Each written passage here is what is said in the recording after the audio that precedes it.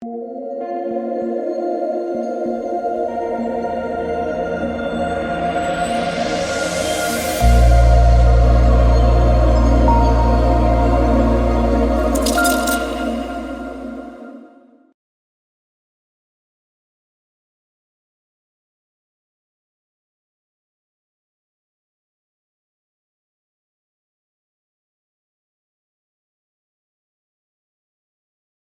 again, we have to start the video like this, I see.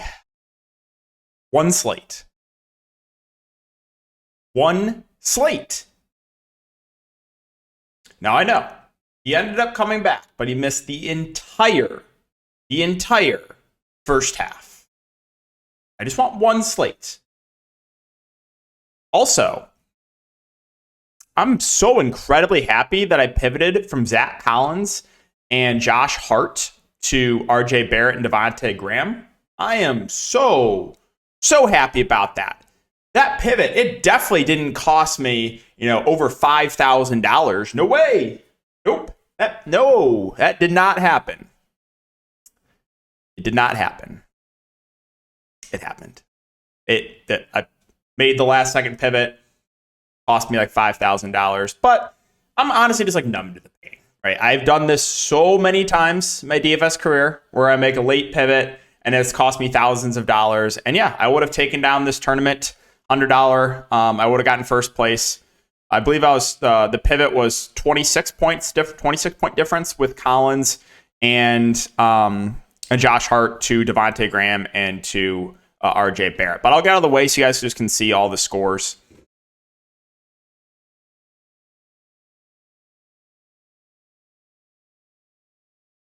What is that? Now, 3 straight slates of injuries where I cashed in tournaments. And I would have taken down tonight, too, with an injury if I didn't make that last second pivot. So, again, $5,000 that cost me. Woo! Yay!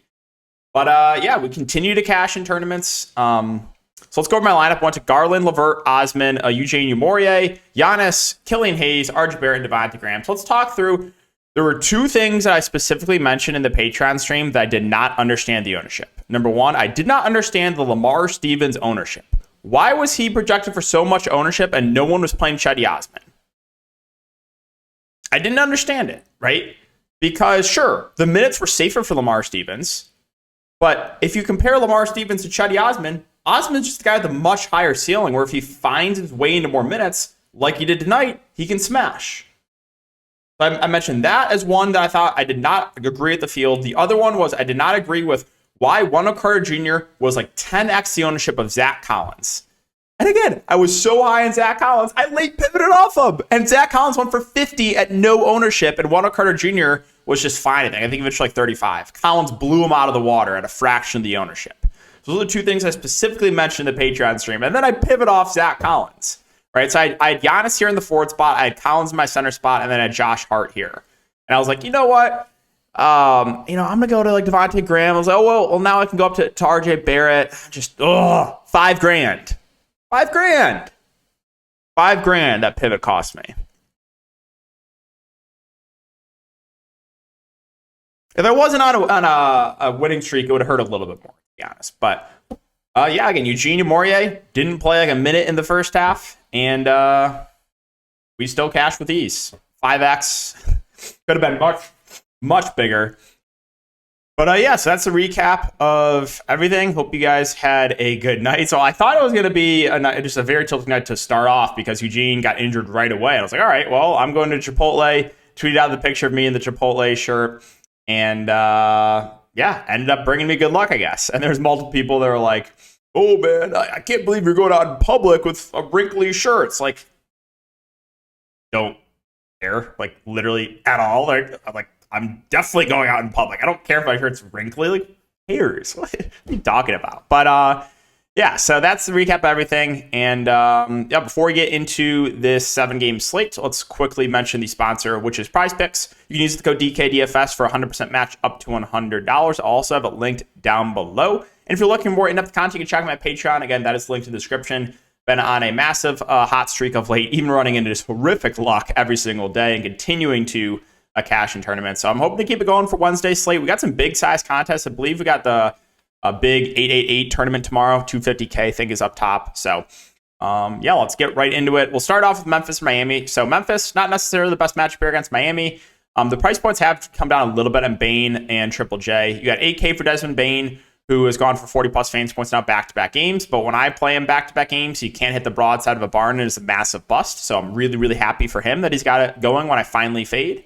Jaren Jackson Jr. got in massive foul trouble last game. Is that a surprise to anyone? No, he's very, very foul prone. If he stays out of foul trouble, the ceiling is clearly there. And then Tyus Jones at 7-3.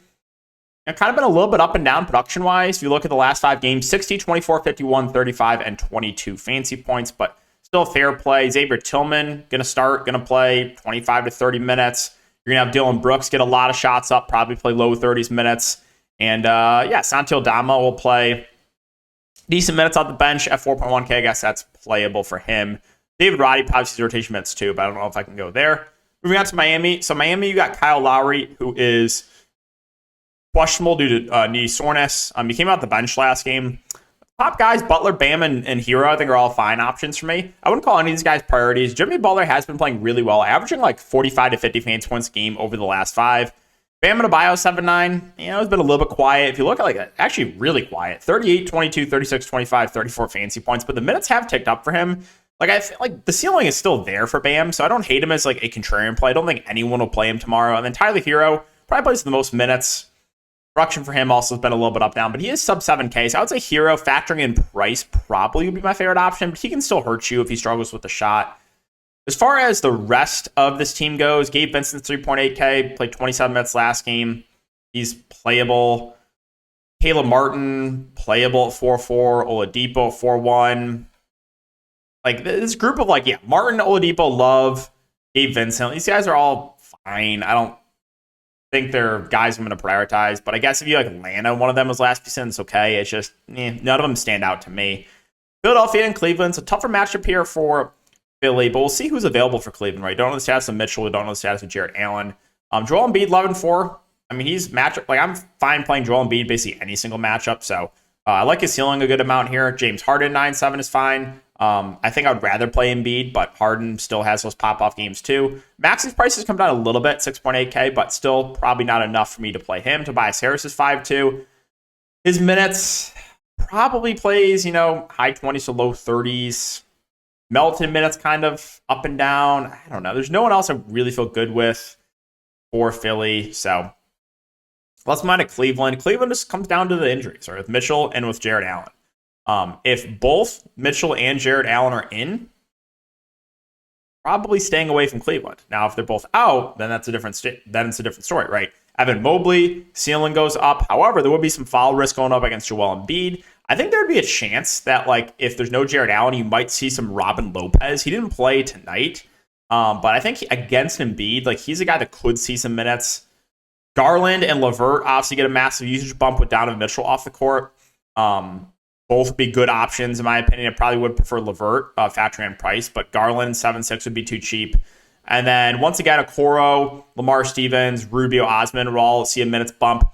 Again, Rubio and Osman, the best point per minute of that group, but their minutes a little bit more in question. You did see, again, a lot of run for Chetty tonight, but Okoro, Lamar Stevens, you probably feel a little bit better minutes-wise. However, they're just not really productive point per minute, right? I just didn't understand why Lamar Stevens was projected for so much, or, I think he was projected for close to 30%, and that was why I was just play Chetty over him at a fraction of the ownership. So that is Cleveland. Let's go to Sacramento and Chicago. This game should be played at a pretty fast pace. You got two teams that play fast, two teams that play very little defense. For the Kings, I like Sabonis. I like Fox. Sabonis had a massive game last game. I would say a bit of an outlier, but still a very high ceiling. De'Aaron Fox, 8-9, does feel a little bit too cheap. He's had some big games of late, so the main guys look good.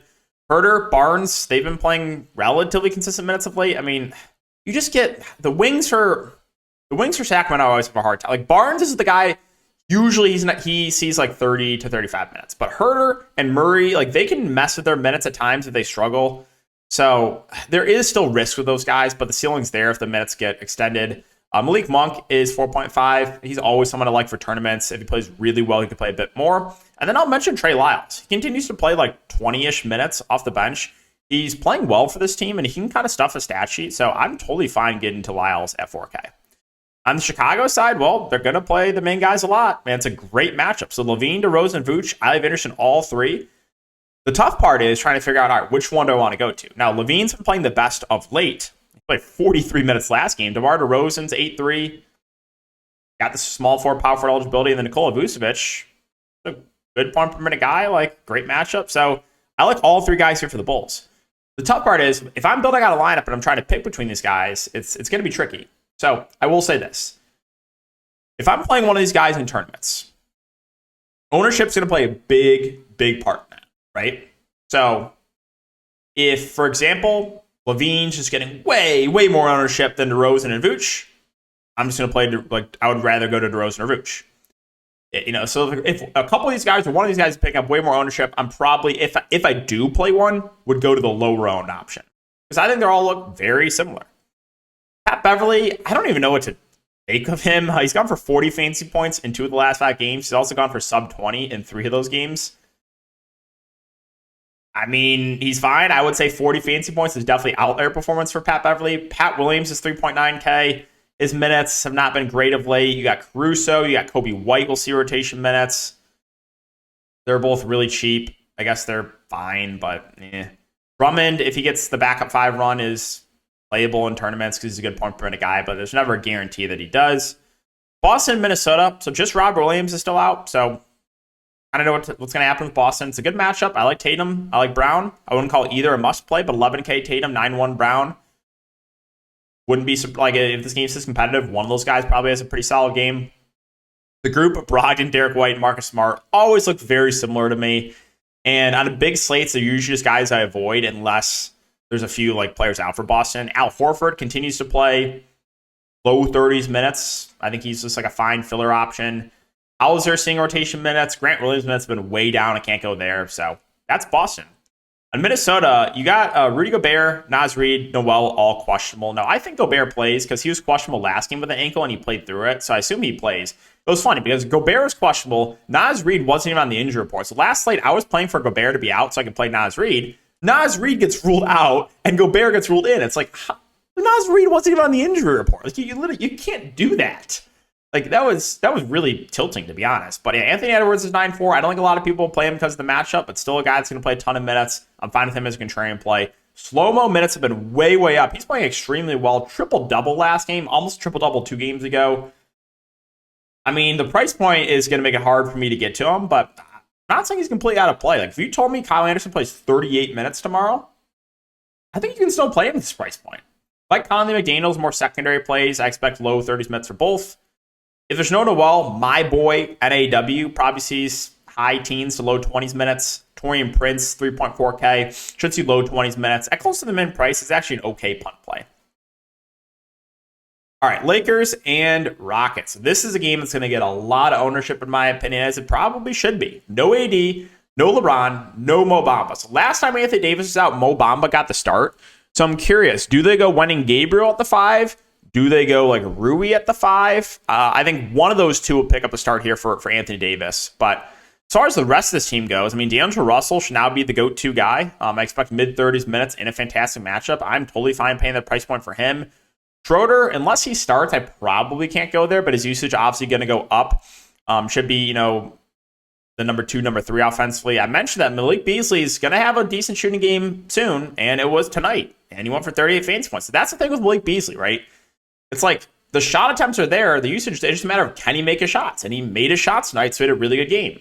The last 4 games, he's been missing a shot. So I can't tell you if he's going to make his shots, but I like the ceiling on him. I think Austin Reeves is a pretty safe play. Expect close to 30 minutes from him. Troy Brown should play a bit more with Anthony Davis out, probably high 20s. And then Rui and Gabriel, both good values, in my opinion. Rui, the better point from the guy of the 2. But if Wenyen Gabriel starts, I would assume he probably plays at least 20 minutes and would be a good value at 3.7. So there's a good amount to like here for the Lakers. You might even see a little bit of Lonnie Walker at 3.3. He might get dusted off. But so let's move on to Houston. Every time I play Houston in a game that's like, might blow out, they always get destroyed. I finally fade the Rockets last slate, and they beat the Boston Celtics on their 13-point dogs. You couldn't have done that. Like I played the Rockets so many times. Every time they get blown out. And you mean to tell me against one of the best teams in the NBA they're going to win? Şengün news is actually huge, though. This could open up a lot for Houston. If Şengün is out, there is actually a lot to like here for the Rockets. They ran an extremely tight rotation last game. Kevin Porter Jr. played 38 minutes last game. Jalen Green played 40 minutes last game. Jabari Smith played 36 minutes and played a majority at the 5. My boy Tari Eason played 35 minutes last game. If you played Tari Eason last night, you got so incredibly unlucky. If you give him 35 minutes again, I would say average performance for him is probably like 35 to 40 fantasy points, right? He goes for 21 fantasy points. So you just got so incredibly unlucky if you played Tari Eason last slate. Cajun Martin played 40 minutes. Like I said, they just gave massive minutes. And the game did not go to overtime. And then you saw Jayshawn Tate play like low 20s. So if there's no Şengün, I think they keep that same starting lineup with Jabari Smith at the 5, Eason at the 4, Martin, KPJ, and Green. If that's the case, I have interest in all 5 starters in a great matchup. But this game probably should stay competitive against the Lakers without LeBron and AD. So there's a lot to like in this game, in my opinion. One of my favorite games to target. Dallas and San Antonio. Well, it's hard to say about Dallas right now because you have Kyrie, Hardaway, and Christian Wood all questionable. If they're all out, it should be the Jaden Hardy, Josh Green show. I would guess the starting lineup would be Hardy, McKinley Wright, Josh Green, Bullock, and Powell. Or instead of McKinley Wright, they could go to Justin Holiday. So that would be my guess for the starting lineup. Again, Green and Hardy would be my favorite options, but the grouping of like Bullock and Kleba and McKinley Wright and Holiday would be playable. White Powell would probably see decent run if there's no Wood. There would be a good amount to like for Dallas. Obviously, they'd be extremely shorthanded if all those guys are out. Now, if they're all in, then I like Kyrie at 10 too. Should be the go-to guy as long as there's no limitations. He would look good. I don't think I'd get to Wood even if he plays. His minutes have been way down, and Hardaway would be playable, but his price point's up a bit. So, got to keep an eye on the news there for the Spurs. Well, also, there's a lot of guys we don't know about. Keldon Johnson, is he going to play? Is Trey Jones going to play? Is Branham going to play? Like, we don't know. So if they run, if it's the same guys that's available tonight, then I think these main guys look decent. Like Devontae Graham started, played close to 30 minutes. He's not a bad point per minute guy. Devin Vassell has been horrific of late, but still playing 30 plus minutes. Zach Collins back-to-back massive games. I expect his ownership to go up after those two big games. Jeremy Sohan's 5-6. He had a big game tonight at low ownership. Keita Bates-Diop also started, played 27 minutes. He'd be a fine option. So those guys would all look decent. And then even like McDermott and Wesley would be playable off the bench. 24 minutes for McDermott. Blake Wesley played 23 minutes and did not shoot well. 1 of 12, 3 of 8 shooting. He's kind of an interesting buy low candidate here if all the same guys are out. But I don't think a lot of people will play him. But I mean, if you just get a decent shooting game from Blake Wesley, like he could blow that salary out of the water. So let's finish up here with the last game. That would be Golden State and the Lakers. So Wiggins still out. Kuminga's back though, so you should lose minutes for DiVincenzo and Looney. But it's the same thing I'm always going to say about Steph Curry. He's going to be low owned. I can almost guarantee you that. He has a relatively low floor, but like he can go for 60 anytime he touches the court, right? So he's just always someone that's a good tournament play because he's low owned with a high ceiling. Now he can still hurt you, right? Like if you played him last night, he burned you. But I don't think we can expect Klay Thompson to go for 50 again, right? So Steph intrigues me for tournaments. I'll probably pass on Klay after the big game. Jordan Poole, 6.5K. Probably going to stay away from that. Draymond Green is your next safest play, in my opinion. Should play low 30s minutes. Probably not going to kill you. Hasn't really shown the big upside of late. DiVincenzo, Looney become riskier with Kuminga back. JaMychal Green's been playing well off the bench, but he also should lose a bit of minutes with Kuminga back. So no one else really standing out there. And finally, the Clippers. So Kawhi Leonard, Paul George, I think are decent options. You got 9K for Kawhi. Played 37 minutes last game. Paul George is 8.8K. He played 40 minutes. I wouldn't call either a must, but in an up-tempo game, I have no issue playing either of those main guys for the Clippers. The minutes have ticked down on Westbrook of late, 23 minutes in back-to-back games. Now, if you get the game where Westbrook plays like mid-30s minutes, he could smash. So he's someone that like is playable for tournaments. I can't tell you how many minutes he's going to play because they're fluctuating right now. But if he plays really well and they extend him, I would not be surprised if Westbrook goes to like 45 tomorrow if he plays like 35 minutes. Zubac, Plumlee, they're going to split the center position. I'll pass on both. Eric Gordon continues to play like mid-20s minutes. He's just like a filler play. Marcus Morris is awful, but he'll play 25 to 30 minutes. You'll see a little bit of run for Terrence Mann, a little bit of run for Batum. If you want to take a dart at any of those guys in a larger tournament, you can, but really outside of Paul George and Kawhi, there's nothing that stands out to me. All right, guys, so that'll wrap up the video. Hope you guys have a great night. And if you do enjoy, make sure to like, subscribe, and hit the notification bell. We'll see you guys all in the next one.